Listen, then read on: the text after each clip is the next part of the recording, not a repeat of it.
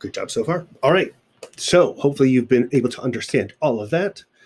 Normally in the classroom, we would get together and work in groups and have you just try different strategies or come up with topics, come up with some sign that you want to know, and then figure out how you would ask me for it or how you would ask each other what that vocab is. So this is one way that normally in the classroom, I would like get you guys to write a whole bunch of different, end up writing a whole bunch of different things up there. So you would figure out a list of maybe 2 or 3 signs that you wanted to learn and then employ a strategy to ask me. And then once we got that and the class knew what it was, we would write it on the board and we would end up getting a whole bunch of vocab that we're going to add. But for here, we don't really have that. So the best way is to just watch the videos that are here and take a look at the different strategies.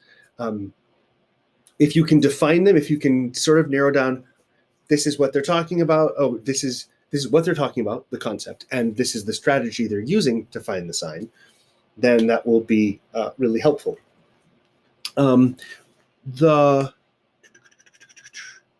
are 10 of them. Number 8 is huge. It's creepy guy doing it, creepy smiley guy doing it. So he tends to go on. But each of them has a simple concept and a simple strategy. The one thing I will say is that all 4 of these can overlap. And sometimes the most effective way is to use 2 or more.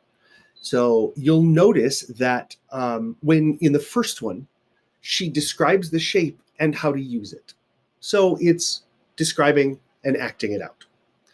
In many ways, it's using what we've called classifiers. How you describe how a person looks, those are classifiers. So you're using just classifiers to show what a thing looks like and then how you use it.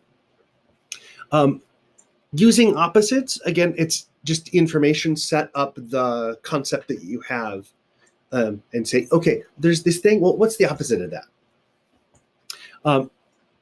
Listing things in categories, the first one in here. If you're asking about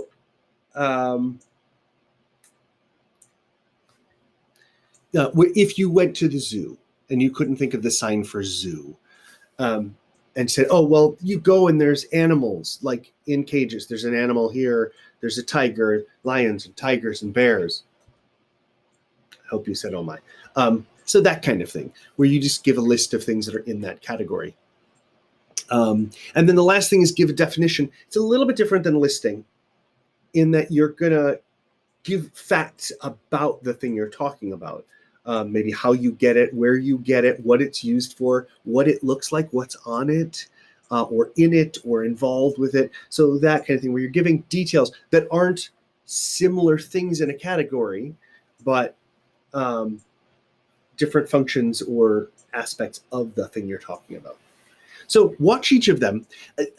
These, we now reach the middle of the textbook, the second half of 8 and Unit 9, and they're very short because this is the section in the full textbook that they want to be able to get through quickly so they can get to the meat of the last few chapters. So luckily 8 and 9, the second half of 8 and 9, are actually pretty quick to get through. So I've included them all. The goal is, the homework, the way your book lays it out, is to figure out the concept and the strategy.